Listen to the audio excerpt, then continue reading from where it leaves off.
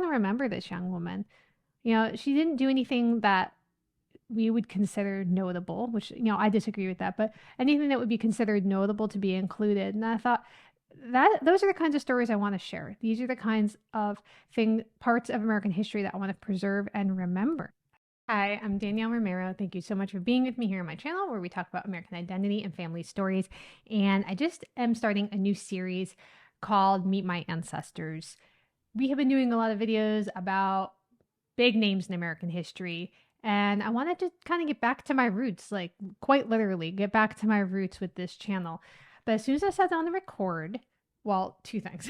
I started my bread machine, not thinking that, oh, I was going to sit down and record right now. So that's going in the background. And then it started pouring rain over here. So I'm going to try my best to get some of the sound out of this. But if you hear it, it's my bread machine and the rain. So I want to tell you a little bit about someone I introduced you to in a previous video. And this is my first cousin 4 times removed, Dolly. And sometimes she went by Noelie or Noelie. And I want to tell you about her story. Now, in this series, I'm going to be hopping all over the place. So she's from Louisiana. My ancestry is all over the place, and I want to bring these stories to you. Why? Well, one of the things that I have learned about as I've been doing this channel is just how incredibly connected Americans are. And I think that's probably a world truth as well. I think we are all so very much connected, and doing my family ancestry genealogy has just made such a tremendous difference in how I view the world and how I interact with people. And I'm so glad for that growth. So I want to tell you about this ancestor. And one of the reasons why I feel like this ancestor is so important to talk about is because, well, she was just a regular person. I think sometimes when we're doing ancestry, we're looking for like the big, crazy, you know, I'm connected to this famous person, or look at this insane thing they did, or look at how, you know, they were infamous and a huge villain, and telling that story.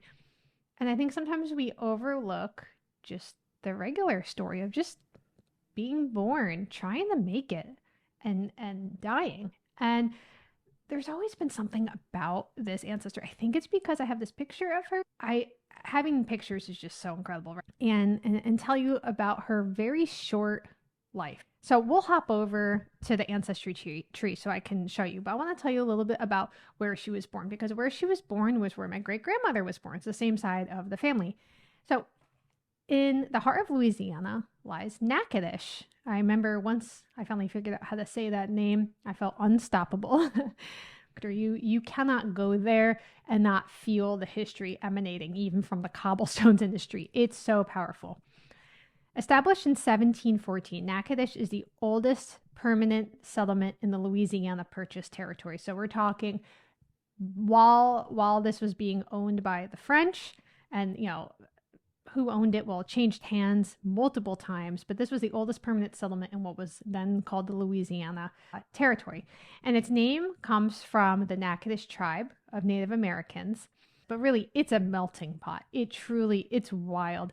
Because of the history, because of the different people have come in and out over the centuries. So you have these interactions, these old interactions among the French, the Spanish, the African, the Native Americans, and you see that all reflected in the DNA of people from that area. And we saw that in ours as well. So this town is where Dolly's story begins. This is a young girl named Noelie Conde, and affectionately known as Dolly. And I did some videos on her, I think it's her grandpa or her great-grandpa, I'll see when I get in the tree, who was an enslaved man who ended up suing for his freedom, and he won. And I did a video on that. And I was able to locate the bricks that he made and hold those bricks.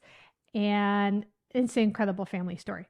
So she was born in 1897, and she grew up in a pretty small community. This is kind of a place where everybody knows your name. Everybody knows your history. There's no secrets, right? Her father was Pierre Noel Conde, and he is, I believe, the grandson of Noel Conde, who was the enslaved man that I was telling you about. And her mother was Suzette Rose de Lima Lebrun. And By the time the 1900 census was taken, Dollie was just 3 years old, and she was living in what was called Police Jury Ward 4. I see that a lot in my family records. I had to kind of wrap my mind around what does that mean, because I'm from New York. Now, the first census listed her as Black, reflecting the racial classifications of the time. A decade later, we see her in the 1910 census, and she's now living in Campty, which is a part of Natchitoches Parish, which is where my great-grandmother was born. But this time she's listed as mulatto. Now, Dollie's family, my family, like many other families in Louisiana, often had to navigate the complexities of racial identity in a society where things were sometimes very fluid and changing and sometimes pretty binary. But despite these challenges, Dollie, her family, I suppose, must have put a high value on education because it says, according to a census record, she attended school, she learned to read and write, and she spoke English fluently. In the spring of 1917, Dollie married someone named Louis Livingston LeBrun in a ceremony in Natchitoches. So I want to jump over to the Ancestry page so I can kind of show you some of the pictures and dig in a little bit to some of the parts of the story that I don't totally understand. So I want to show you kind of where she is in the tree. So her father was Pierre Noelie Conde. I want to click this. And his grandpa was the man I did a video on, my fifth grandfather, who was enslaved, and he ended up suing for his freedom. And he ended up suing for his freedom, and he won, which was incredible. And his mother was an enslaved woman, and it's a pretty Louisiana story. That is how I'm connected to her. So let's go back now. So this is her dad, and there's actually people have pictures that they're saying are of her mother. So I want to show what I have found. Pretty crazy to have pictures. I'm guessing because it was her wedding day. So this was colorized picture. And this is Noelie or Dollie Conde with her mom. And I think it was taken, it says taken before 1911 in Campty, Louisiana. Noelie was about 14 years old. And so I love seeing the colorized ones because I feel like you can really get some details in there. I mean, I feel like you can almost see kind of like dirt on their skirts, you know, it's crazy. So this is her mom. And I actually think I'm related to her mom and her dad, which is also a very Louisiana thing. And I believe that her husband had her mom's maiden name. So, you know how that goes. It's like less family tree, more like family stick sometimes. And so you see the porch here and the spindles and the plants, and it's just really amazing. So this is her mom, I believe, and that is her. This says Noelie Conde, Lila Matoyer, who I'm also related to, the Matoyers. It says died in 1917. It says she was with her friends. I thought that this was a picture. I don't know for sure. I thought this was a picture of her husband, but maybe it's not. I'm not totally sure. What an incredible thing to have so many pictures of her. Isn't she like so striking? She really reminds me of my sister and one of my daughters, which is really weird because she's not a close relation, but sometimes you just see certain things. I know that face. I recognize that face.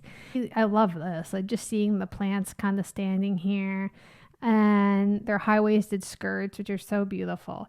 So I thought that was her husband. I don't think it is. So I'm going to tell you what I haven't been able to figure out, and I'll pull her picture up while I'm talking about it. Noelie was married in 1917. So I have some documents on her.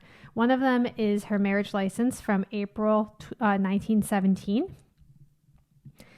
And right here, so it says, be it remembered that by virtue of a license issued the clerk of the district court of the parish of Natchitoches, I'm not sure what it is, FJ something, have celebrated marriage between Miss Noelie Conde and Mr. Louis LeBrun, have joined them in holy wedlock according to this, the 24th of April, 1917.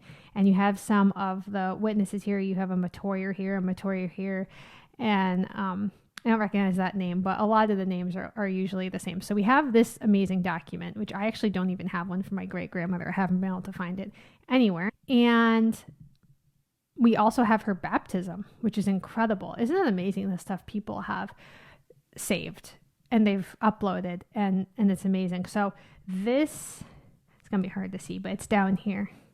So that's her baptism. That's how we have, and you see her parents signed here.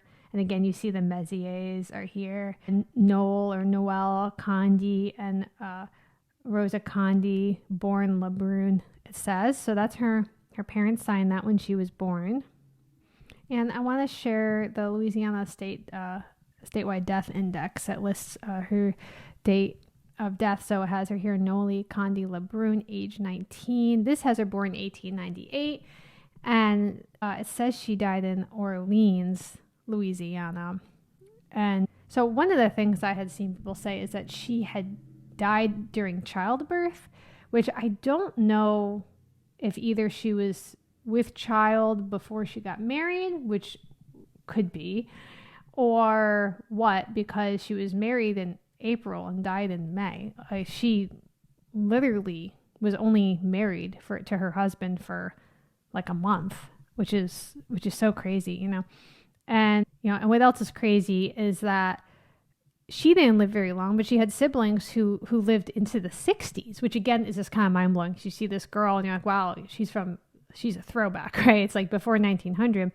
She has this brother who, same dad, different mom, and born in Campton about 1917, and he died in 1969, which is wild to me. Here's a picture of him right here. And I think that's really what has been crazy doing work this time around as well. And I'll put a picture of her up while I'm doing this. Sometimes you see people and you're like, wow, they lived so long ago. And then you realize, wow, they're straddling huge changes in our country, in our world, going from a time of no electricity, no telephone, to having cable TV and being able to watch the news on TV. And like, what an incredible ride for these people. This is my favorite picture of her, the one I have printed out. And one of the things, I think I shared this before, but one of the things I love is just the detail on this. I love seeing her hand here on the handrail with her wedding ring on. I'm wondering if that is what that is. I mean, it's her left hand. And just the beautiful detail work on this dress. And she's standing on this Louisiana porch. When I went to Campty a couple years ago, trying to reconnect with my family, really, most of Campty, Campty is one of the poorest towns, I think, in the United States. It has been devastated, tragically devastated and abandoned. And I just really feel for what has happened to that town. And also so many historic things have not been preserved. And so, I mean, I'm sure this house is gone, which also makes me really sad. But I love getting to see her here in this moment in time. And, when I'm doing family stories and things like that, it's hard not to get kind of macabre. I think anyone who's interested in genealogy or family history in particular, there's this dark element to it where you're digging through obituaries, you're going to cemeteries. Basically, everyone you're researching has passed away, and it's just such a unique, important perspective for me. I think as I'm getting older, and now I have kids, and I'm thinking about just what comes next. What am I leaving behind and what comes next? And also just being so grateful to know that I was given this much time, and not everybody was given this much time. Who is going to remember this young woman? She didn't do anything that we would consider notable, which, I disagree with that, but anything that would be considered notable to be included. And I thought those are the kinds of stories I want to share. These are the kinds of parts of American history that I want to preserve and remember. I think one of the reasons I just love history so much is I learned millions of people have learned terrible, tragic, and vital truths. And we don't need to reinvent that wheel. We can learn from their mistakes. We can learn from their victories. I'm always amazed anytime I delve into anything historical, just wow, this is going to change how I live going forward tomorrow. I do feel like that. And one of the things I do also notice is just I really need to up my clothing game. These long skirts, these high-waisted long skirts are incredible. They look amazing. So this is Dolly. And if you were interested in seeing the little mini-series I did where I went to Louisiana to find my fifth great-grandfather's the plantation he was enslaved on and the bricks that he made and all the ups and downs of that journey. I believe that is her great-great-grandfather. I will leave a link to that series below, and I would love to have you join me for the rest of this series. Otherwise, we'll talk soon.